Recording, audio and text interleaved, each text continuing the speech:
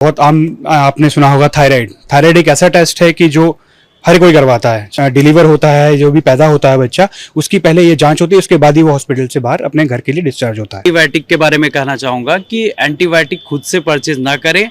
आने वाले टाइम में जो जन्मजात बीमारी यानी जैसे बच्चा पैदा होता है उसके साथ साथ ही कुछ बीमारियां आने लगती है जो उसको धीरे धीरे जैसे बढ़ेगा ऐसे ऐसे बीमारी अपना हैवी उसके अंदर होने लगी। तो इस पर क्या जानकारी मिलने वाली है? आईएमए की टीम यहाँ पर इस वक्त रही थी, क्या नया सेगमेंट लेके आए यहाँ? मेरा नाम अभिलाष है, हम लाइफस्टाइल बेबी शील्ड से हैं। सो हम बेसिकली एक डायग्नोस्टिक लैब हैं जो कि न्यूबॉर्न स्क्रीनिंग और प्रीनेटल स्क्रीनिंग सर्विसेज में है।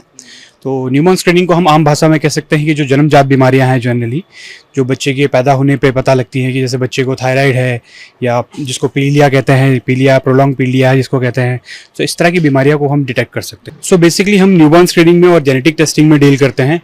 तो न्यूबॉर्न स्क्रीनिंग में अगर मैं बात करूं तो हम काफ़ी तरह के जो बीमारियां हैं उनकी जांच करते हैं लैब में। सो बच्चे के पैदा होने के 48 घंटे बाद हम सैंपल कलेक्ट करते हैं और उस सैंपल को एक फ़िल्टर पेपर पे कलेक्ट किया जाता है। उस फिल्टर पेपर को लैब में भेजा जाता है जांच के लिए। 48 से 72 घंटे के अंदर अंदर उसका रिपोर्ट आता है। तो टेस्ट में अगर मैं बात करूँ तो इन टेस्ट में जैसे बहुत आम आपने सुना होगा थायराइड। थायराइड एक ऐसा टेस्ट है कि जो हर कोई करवाता है, चाहे वो बच्चा हो, चाहे वो बड़ा हो, चाहे वो बूढ़ा हो जनरली। तो थायराइड को करवाने के ये फायदे हैं कि अगर हम इसको जन्मजात के समय ही पकड़ लेते हैं तो बच्चे में जो इरिवर्सिबल चेंजेस होने वाले हैं थायराइड के कारण, कभी कभी क्या होता है कि ब्रेन डैमेज हो जाता है या दूसरी कॉम्प्लिकेशंस हो जाते हैं जिनसे कि वापस नहीं आया जा सकता। तो उन चीज़ों को हम स्टार्टिंग में ही बच्चे के जन्मजात के समय ही उसको पता करके उसको वहीं पे रोका जा सकता है और बच्चे को ट्रीट किया जा सकता है ताकि वो जो बीमारी है बच्चे के ऊपर हावी ना हो। ये देखा जाए कि ये वाली चीजें जो है अभी ज्यादा प्रचलन में है, पहले तो नहीं था इतना ज्यादा। सर देखिए, भारत की मैं अगर बात करूँ तो भारत में भी ये काफ़ी इसका आईएमए सोसाइटीज़ ने, आईपी सोसाइटी ने, एनएनएफ सोसाइटी ने काफ़ी इनकी गाइडलाइंस बनाई हैं और अब भारत में अगर मैं बात करूँ तो 70 to 80% टेस्टिंग हो रही है प्राइवेट सेक्टर में। बट गवर्नमेंट में ठीक है, अभी भी थोड़ा सा लूपहोल्स हैं हमारे, बट ये बाहर के देशों में ये कंपलसरी होती है।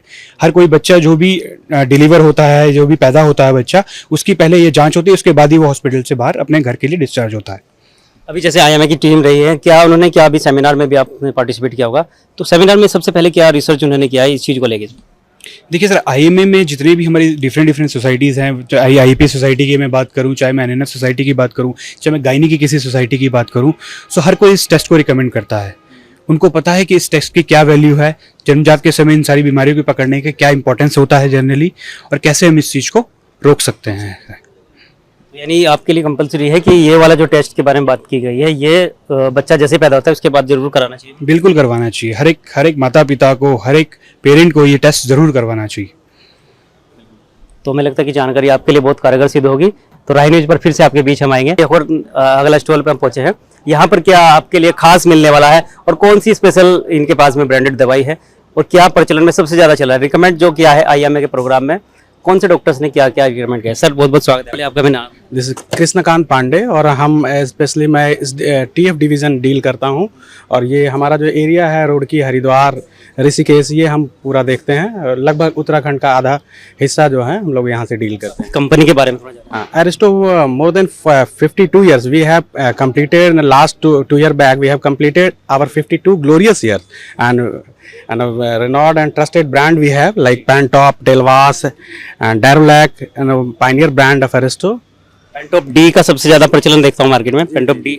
हाँ, एस्टैब्लिश ब्रांड है ये हमारा और काफ़ी डॉक्टरों को ट्रस्ट है हमारे ब्रांड पे। और लगभग जैसे हमारे एक पास क्रोनिक सेगमेंट में गाबानिरोन और टेलवास है, इधर फॉस्फोसिन है, बहुत सारी क्रोनिक सेगमेंट की दवाइयाँ हैं और हम लोग पीडियाट्रिक और गायनी, एंटी डायबिटिक और एंटी हाइपरटेंसिव सारे डील करते हैं। तो एरिस्टो एज अ कॉर्पोरेट हम लोग यहाँ पे आए हुए हैं। तो हमारे सेमिनार में सबसे ज़्यादा टॉप में कौन सा प्रोडक्ट आपका लेके? हमारा अभी यहाँ पे प्रोजीजी, डैरोलैक और ये सब पे खास करके ये इसमें पेडियाट्रिक सेगमेंट से हम लोगों ने यहाँ पे पार्टिसिपेट किया है, तो उस पर हमारा ज़्यादा फोकस है। अभी बहुत सारे डॉक्टर्स आए थे, एमबीबीएस डॉक्टर हैं, जिन्होंने क्या उनका फीडबैक क्या रहा इन चीज़ को लेकर? उन लोगों के बीच हमारा विश्वास काफ़ी बना हुआ है और चूंकि हमारे पास रेनॉल्ड ब्रांड लाइक मोनोसेफ और मिकासिन पहले से है, जिस कारण हम मार्केट में, और पुराना ब्रांड एरिस्टोजाइम है, पहले से हम लोग एक ट्रस्ट उनके पास अपना गेन किए हुए हैं और जिसके कारण हमारे काउंटर पे भी उन लोगों ने आया और अपनी अच्छी फीडबैक दी। प्रोडक्ट हम देख रहे हैं ये भी काफी रखा हुआ है, इसके बारे में थोड़ा सा बताइए सर। दिस इज लैक्टिलोज, काफ़ी सेफ है, प्रेगनेंसी में भी सेफ है। ये ग्रुप बी का मॉलिक्यूल है, तो जहाँ पे भी कॉन्स्टिपेशन पेशेंट को होता है।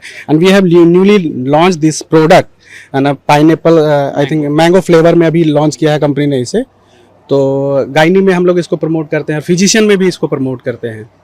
ये तो मैं देख रहा हूँ कि वी टोटल्स के नाम से है, ये अभी क्या है सर इसके बारे में? जेलिसिन और मल्टीविटामिन के साथ में एक वी टोटल करके हम लोग, बहुत पुराना ब्रांड है, मल्टीविटामिन टैबलेट है ये, और इसका सिरप भी है हम लोगों के पास।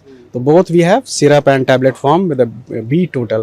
तो सिरप अच्छा होता है या टैबलेट्स किसके? अब ये कि जो पेशेंट आसानी से different salt, two different salt. This is in ginseng, multivitamin, and syrup in L-lysine with multivitamin for pediatric के patient. लिए है, सिरप पीडियाट्रिक्स के लिए है, and tablet adults and adults patient use कर सकते Mainly हैं। adult patient. तो कुछ एक और हमारा संदेश स्पेशल रहेगा, क्योंकि उनके लिए जो खासकर मेडिकल से जाके अपने आप से डॉक्टर बन के दवाई लेते हैं। नहीं, ये बहुत गलत करते हैं। अगर कोई भी पेशेंट्स अगर अपने खुद से जाके मेडिकल से परचेज करते हैं, क्योंकि मेडिकल वालों को ज़्यादा नॉलेज होती नहीं है, इस कारण से वो कुछ भी उन लोगों को तो कभी कभी प्रिस्क्रिप्शन भी रीड करना नहीं आता, तो कभी किसी भी मेडिसिन की जगह पे किसी और मेडिसिन को वो और लोग दे देते स्पेशली हैं। मैं एंटीबायोटिक के बारे में कहना चाहूँगा कि एंटीबायोटिक खुद से परचेज ना करें। आने वाले टाइम में जो एंटीबायोटिक का मतलब जो मिसयूज हो रहा है, सो एक हम्बल रिक्वेस्ट है आम पेशेंट से कि मतलब जब भी अगर मल्टीविटामिन ये एंटीबायोटिक्स परचेज करते हैं तो डॉक्टर के प्रिस्क्रिप्शन पे ही परचेज करें, अदरवाइज नहीं। परचेज करने के बाद डॉक्टर्स को भी एश्योरेंस दें कि सो ये दवा है, और डॉक्टर से एश्योरेंस लें कि सो ये दवा सही है, ठीक है, क्योंकि मेडिकल वाले कभी कभी गलत दवा भी दे सकते हैं। अभी देखा जा रहा है कि एआई का प्रचलन चल रहा था, उसमें क्या आप लोग क्या इसमें? एआई में हम लोगों का कुछ वैसा है नहीं, वो तो फार्मा सेक्टर से बिल्कुल ही अलग चीज है।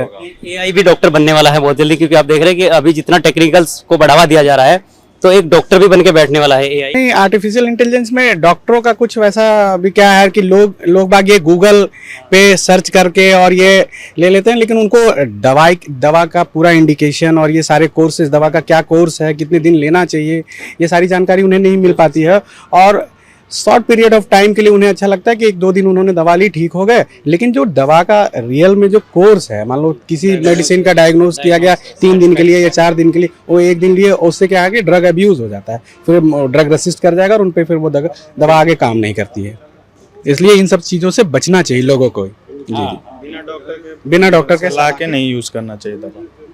पंडित जी ने बहुत अच्छी जानकारी दी है, मुझे लगता है कि आपके लिए खास जानकारी है ये, तो इसको फिर से बनाए रखना और अपने कमेंट जरूर कीजिएगा, ताकि आप कोई नए प्रोडक्ट्स हैं उन पर भी आप अपनी जानकारी पूरी ले सकते हैं।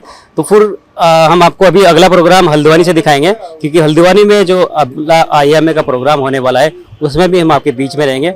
फिर मिलेंगे आपको।